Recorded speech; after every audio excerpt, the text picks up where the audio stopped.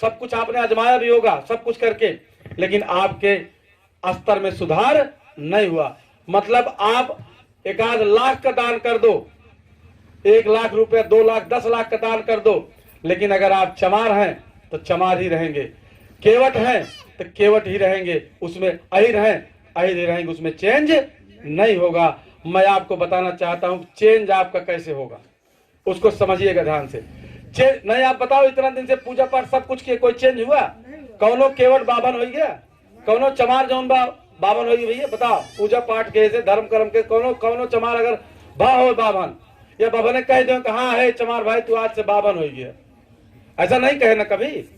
कभी किसी को कहे हो तो बता दीजिएगा, लेकिन हाँ चुनाव है तो भले कहने की भैया तू ही है। उसके बाद फिर आज मैं आपको बता रहा हूं कि शिक्षा एक ऐसी चीज है जो आपके स्तर को चेंज कर सकती है। शिक्षा एक ऐसी चीज है जो आपके स्तर को चेंज कर सकती है। पहला उदाहरण समझिए, बाबा साहब अम्बेडकर को सब लोग आप लोग अच्छी तरह पढ़े हो, जान रहे हो। बाबा साहब अम्बेडकर महार थे जिनको महू क्षेत्र में अछूत कहा जाता था। बाबा साहब अम्बेडकर को कभी क्लासरूम से बाहर बैठाया जाता था, क्यों? अछूत होने के नाते ना। लेकिन वही बाबा साहब शिक्षा के दम पर पढ़ाई के दम पर इतना योग्य बन जाते हैं कि जब भारत का संविधान लिखने का मौका आता है तो भारत का संविधान लिखने के लिए इनको कलम पकड़ाई जाती है।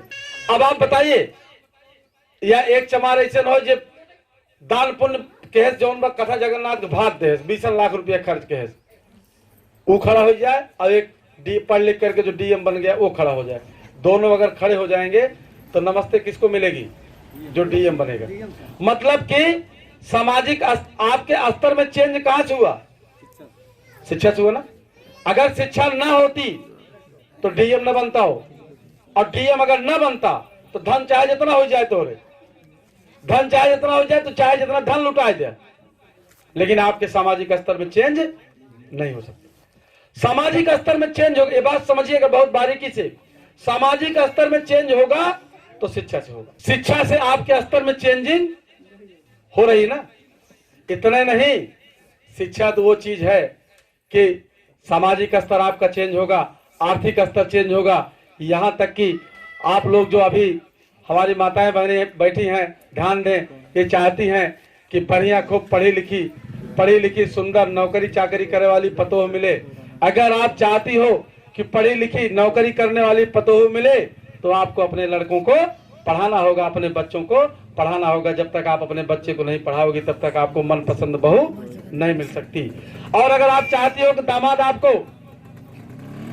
आपको बढ़िया मिले, पढ़ा लिखा मिले, इंजीनियर डॉक्टर आपको दामाद मिले, तब भी आपको अपनी बिटिया को पढ़ाना होगा, उसको भी एमए बीए पीएचडी कराना होगा। और एमए बीए पीएचडी कराने के लिए आपको बेस मजबूत करना होगा।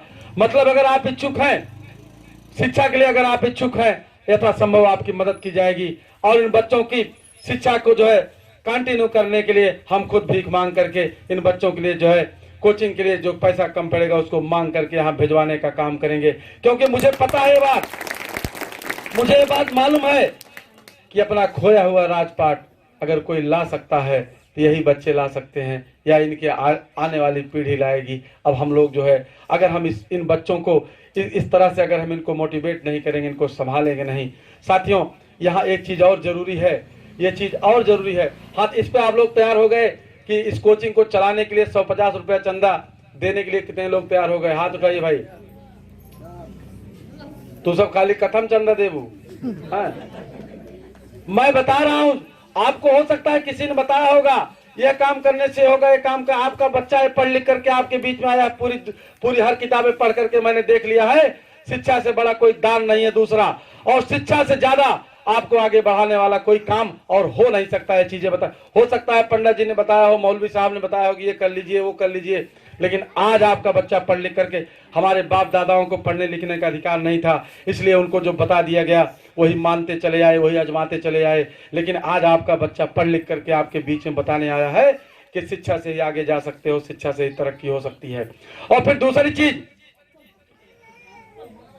भाई, जो लोग भगवान को मानते हैं तो भगवान कभी नहीं चाहेंगे उनके जो लोग भगवान को मानते कहते हैं ना भगवान ने पैदा किया, अगर ये बच्चे भगवान ने पैदा किया है तो भगवान कभी नहीं चाहेंगे कि बच्चे गुल्लाएं बिल्लाएं। भगवान जरूर चाहेंगे ये सूट बूट टाई में जो है बढ़िया फॉर्च्यूनर बढ़िया मरकरी में टहरें। ये भगवान भी चाहेंगे ना भाई, उनको कौन चाहेगा कि उनकी औलाद जो है ये दिनहीन रहे।